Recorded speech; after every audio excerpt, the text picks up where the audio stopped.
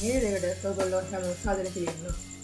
අද කතා කරන්නේ Google එකේ search engine එක incognito tab එක ගැන. එහෙනම් වැඩි කතා නැතුව යමු වීඩියෝ එකට. මුලින්ම ඔයගොල්ලෝගේ ෆෝන් එකේ තියෙන Chrome app එක හරි Google app එක හරි open කරන්න. මම Chrome app එක open කරනවා.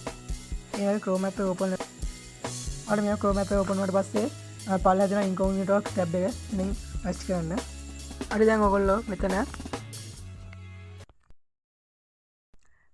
$/net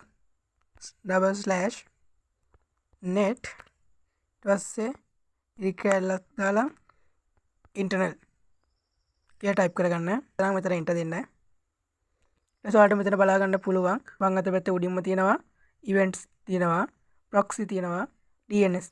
එතනින් තුන්වෙනි තියෙන DNS එක ටච් කරගන්න. ඊට පස්සේ දකුණු අත පැත්තේ යටම තියෙනවා host clear host කියලා. එතන ටච් කරගන්න. ඔයගොල්ලන්ට එතන පොඩි ලාවට එළියක් යනවා පේනවා. හරි එහෙනම් ඔයාලගේ incognito tab එකේ සියලුම history එක මෙතනින් delete වෙනවා. හරි යාළුවනේ මේ වීඩියෝ හොඳයි නම් ආයෙත් බලන්න, share කරන්න, follow කරන්න, like කරන්න.